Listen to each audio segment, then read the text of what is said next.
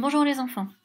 Aujourd'hui, on va faire des problèmes et on va commencer par regarder comment trois enfants qu'on a l'habitude de rencontrer, Mélanie, Sébastien et Cécile, essayent de résoudre le problème suivant. Un grand-père veut partager équitablement 30 dragées entre ses quatre petits-enfants. Que doit-il faire? Alors, vous pouvez faire pause et réfléchir à la façon dont vous feriez. Une fois que vous avez réfléchi, normalement vous avez fait pause et vous avez réfléchi, on va regarder comment a fait Mélanie, comment a fait Sébastien et comment a fait Cécile. Alors, Mélanie, elle a dessiné quatre personnes, donc les quatre petits-enfants du grand-père, et ensuite elle a dessiné 30 points en les distribuant sûrement un peu comme des cartes, comme quand on distribue des cartes. Et alors, sa réponse, c'est qu'il donne 8 dragées à deux enfants et 7 aux deux autres. Alors du coup, est-ce que pour vous, c'est correct? Est-ce qu'elle répond ou pas à la question? Alors elle ne répond pas à la question. Pourquoi? Parce qu'on demandait de partager équitablement. Équitablement, ça veut dire que chacun aura la même chose. Donc la façon de faire n'était pas mauvaise, même si elle était un peu longue, mais en tout cas, le résultat n'est pas bon parce qu'elle n'a pas répondu à la question. Ce n'est pas un partage équitable. Alors, Sébastien, lui aussi, il a dessiné 4 personnes pour représenter les 4 petits-enfants. Et il a commencé par donner 5 dragées à chaque enfant. Vous voyez? 5 dragées.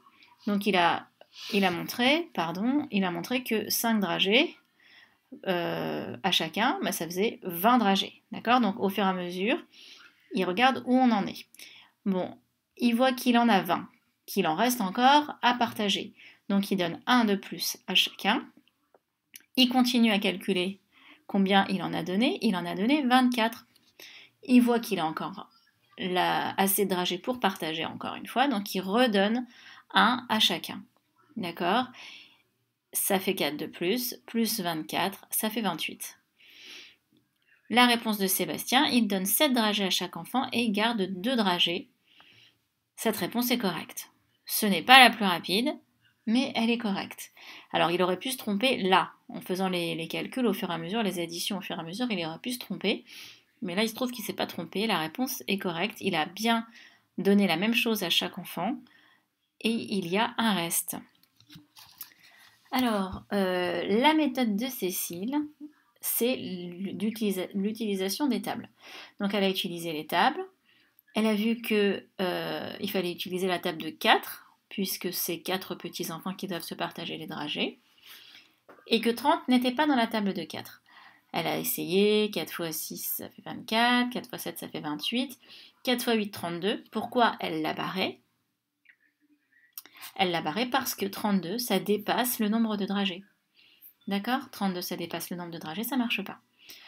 Donc, elle garde 7 x 4, 28. 4 x 7, 28. 30, le nombre de dragées qu'on a, moins les 28 qu'on a distribués, il reste 2. Et donc, sa réponse est correcte puisqu'elle dit il doit donner 7 dragées à chaque enfant, mais il doit en garder 2. Voilà pour le partage équitable. Donc, Sébastien et Cécile avaient la bonne réponse. Mélanie n'avait pas une mauvaise technique, même si elle était un peu longue, comme je vous ai dit, mais la réponse n'est pas correcte. Voilà, c'est très bien, j'espère que vous avez réfléchi avec eux, et maintenant je vous invite à faire les problèmes qui sont au bas de la page.